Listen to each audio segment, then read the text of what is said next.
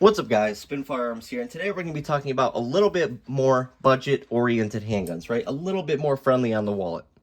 Now, if you want your firearm to be a certain price tag or above, and you won't even touch it unless it's like that, this video is not for you. Nowadays, things are so expensive. I'm a family of 3. I have a 5-year-old, a 3-year-old, and a 1-year-old, and a wife. And honestly, they're my life. But in order to take care of them and live the life we want to live, it is about $700 to $800 more a month than what it cost 3 years ago to live. Families are struggling. People are struggling. And right now, the government doesn't care about your family struggling, right? They'll give money to everyone else in the world, but help or support you guys, or even, support you guys in other ways, right? So that's just the way things are. So budget-friendly firearms do make sense. A lot of people talk down on them, but I 100% see why people do that. Oftentimes, though, I'll tell you to buy used, like a Glock used or a Springfield used. Those tend to be great deals. But there also are awesome, reliable, budget-oriented handguns on the market today that, like I said, are reliable. I would not be talking about these handguns the way I am if they've been unreliable, as every time I have major issues, I come to the channel and I talk to you guys about it. These have been some solid handguns, especially one, which is what we're going to talk about. Another thing is, to help save some money, code SPN for 10% off at Blacksmith Tactical. That'll save you a little bit of money on your holster. And that's another nice thing about budget firearms. You can buy a firearm and have a little bit of money left over for hollow points or, a nice holster or some defensive ammo, because your holster is one of the most important parts to your carry setup. On top of that, right here, awesome safe. Absolutely love this thing. I've tried so many safes over here. It just has gotten ridiculous with how cheap things are, how poorly made stuff is, all the batteries that fail. And I finally found something that does not fail. And I'll leave the link in the description or in the top of the comments. And that's where you'll find a link in order to purchase something like this. People always ask, how can we support the channel? That is one way to support the channel, and you get something, right? So if you purchase this, this can help the channel and help me bring new content. And it's battery free, and the code system, which we'll talk about in another video, is absolutely awesome. Notice that no batteries. And what's cool is, for your code, you can press like 3 buttons, and that counts as like 1 digit. Then you can do like 4 buttons, and that counts as another digit. Instead of it just being like a 2, a 4, then a 1. No, you can make your first digit 1, 2, 4. Then your second digit 4, 5. So you can make it an extremely complex code, but still really easy and fast for you. So I absolutely love this thing, and that's a steelhead safe. Now right here, we have a Stoeger, a Taurus, and a Glock 26. So we'll talk about why I have the 26 in there. I just sort of wanted to show you guys that you can get a lot of handguns in there, which is actually really, really nice. But today we're mainly going to be talking about the Stoeger STR-9 Subcompact. Now this handgun is rarely talked about, rarely seen, but the people who do have it, the people who have YouTube channels that do own it, really, really like theirs, and I am one of those people. So today we're going to start off just clearing all the firearms, making sure you guys know that they're all cleared and safety checked. But I would also hope you guys would think of me by now as working only with handguns that have nothing in them. It's crazy, but YouTube is wild, so we got to do what we got to do, and it's just good practice, right? Anyways, Stoeger STR-9 Subcompact. It's basically a Glock 26 clone. That's what's super cool about it, because you can see it sort of looks like a Glock. It's about the shape of a Glock, the size of a Glock, stuff like that. So for people who are Glock fanboys but want something that's budget-oriented, for instance, right? If I had a Glock 26 in my main carry, let's say something goes down on it, or I get a new part, or I'm in a self-defense encounter, whatever the case may be, you want at least one other handgun that you can carry as backup. So that is why I like people to have multiple handguns in a rotation. For instance, if my Glock 26 goes down, I can always carry my Smith & Wesson Shield, and we are good to go. I will have no problems carrying that because I train with it often. Anyways, let's compare these two real quick and get into it. Check that out. They're basically the same exact size handgun, which is awesome, and they're both the same capacity and so on. So 10 plus 1 on the left, 10 plus 1 on the right, but I don't have that mag in there, so they're basically the exact same height. Just a little bit longer for that Stoeger, right? Now, the Stoeger did a lot right that the Glock has never done. One is they put a rail on it. The Gen 5 Glock 26 is super disappointing, as well as the 27, because yes, they released optic-ready versions. But are you kidding me? You can't put a rail on it? I'm going to say this in every single video, probably. You couldn't have put a rail on the Gen 5 Glock 26s and 27s? Like, are you kidding me? That's just pure pure laziness on Glock's behalf at this point. And that's why people are going to other options like this. They use a similar Glock system, but at the same time, you're getting innovation out of it. I can understand why people do that, right? So anyways, 10 plus 1 in the setup. And just like it's, the clone, you can get larger mags. The full size works in this. The compact mags work in this. Even the micro compact that is smaller than this work with the magazines, which is absolutely amazing. That's like a SIG P365 magazines working in a SIG P320. You just don't see that. I believe Canic does it, but Stoeger also does it, which is really nice.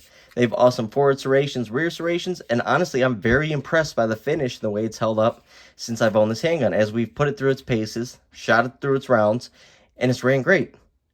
No rusting, no issues, and honestly, I haven't shown this thing that much love in terms of cleaning it, right?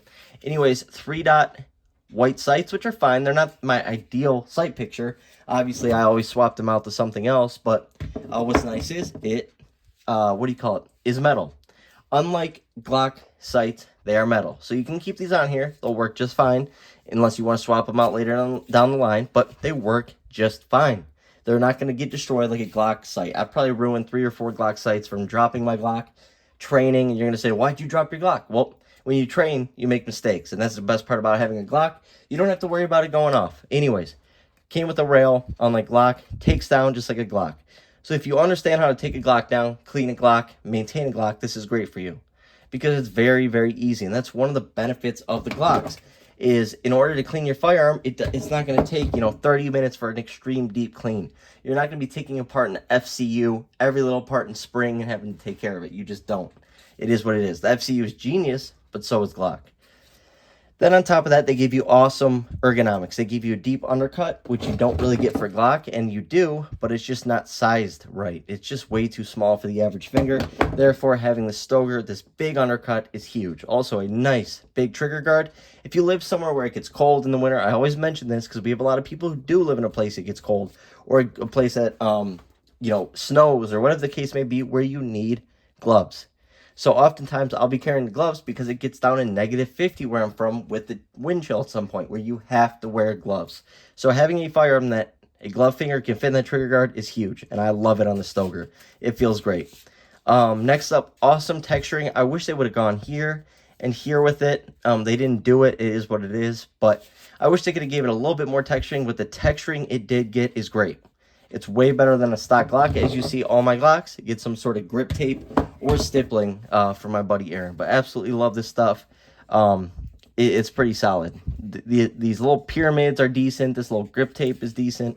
So it is what it is. It's not going anywhere in your hand. On top of that, it's a very natural feeling pistol. I feel like my Glock Gen 3s, they feel decent, but they feel, I don't know, sort of not so forgiving on the hand, if that makes sense. This just fits your hand perfectly. It's honestly like a glove. It fits your hand like a ding glove. Like I said, 10 plus 1 capacity, really well made mags, but the magazines are also the downside to the Stoegers. This only came with one 10-round mag, whereas it'd be nice if it came with 2. Something like the Taurus G3C came with 3. So 1 and 3. So I would like to see Stoeger at least give us 1 more mag. Give us 2. Give us a backup mag. And the problem with that is they are pretty dang hard to find online. Now, I'm not sure if that's changed. I've bought extra mags before, but I've heard a lot of people complain down in the comments saying they can't find mags, or they're always out of stock, or they're not sold at their local range. So I get that. But the more people who buy these Stoegers, the better off we're going to be, because more people will be able to buy this stuff because the demand will be higher. Therefore, they're going to have to start meeting the demand. If they want to make money, they have to meet demand, right? Now, one of the #1 things about this handgun that I love, other than it's reliable, cheap, and well-made, is that trigger. A lot of people don't talk about the trigger on the Stoegers, but it's extremely underrated. The feel is nice. It's flat, but you see that little hook to it? I'm pushing the dingo so you guys can see it. A little curve at the end, right? Crisp, clean, nice reset. I went a little too far on that. Very nice reset. Springs back. It's loud. You feel it. Tactile.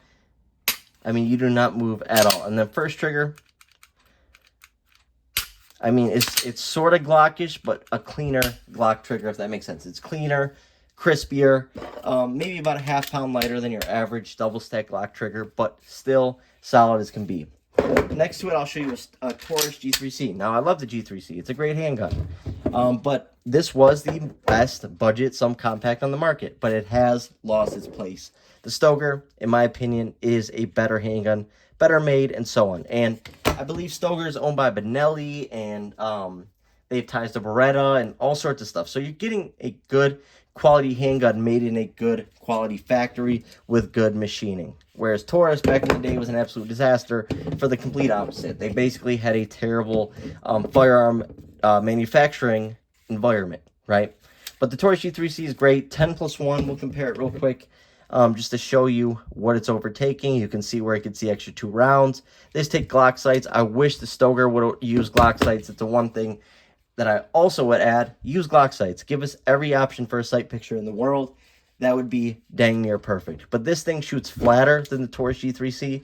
It's smoother. The trigger feels better when you pull it. I've heard a lot of people, and I even know people, when they shoot my Taurus G3C, they get a little like trigger pinch or trigger shock to their finger, which is sort of interesting. I don't really get that. But you see this finish, it's trash. I've never carried this a day in my life, and look at it. Yeah, it's had some holster time at the range, but this finish just, blows off. And I know a lot of people say the finish doesn't matter, and I agree, it doesn't. But this is going to get bad at some point, really bad, and chances are you're going to have to spend, $150, $200 to get it refinished, bare minimum. So you're basically just having the money to buy a new handgun spent on a new finish. So that's why I like stuff like the Stoeger, is everything about it is quality. And Stoeger is getting better. They're putting out new releases. They put out their micro compact. They have their X Combat Tactical that they put out. A lot of people are liking, and so on. There's still a smaller branch of firearms. We need to just, you need to buy them in order for them to get more popular and have more aftermarket support and stuff like that.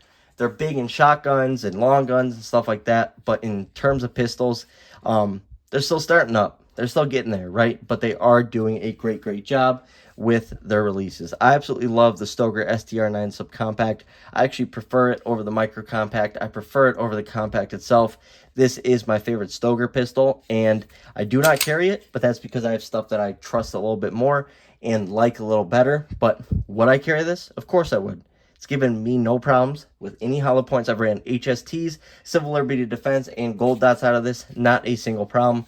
I have not tried Underwood Extreme Defenders. I haven't tried any Corbons, but I plan on doing that soon enough. It's a good gun. I really stand by this handgun being a good gun, as well as many other people who are fans of them get in the comments and swear by this thing. So absolutely love it. Hope you guys enjoyed the video. Thanks for watching.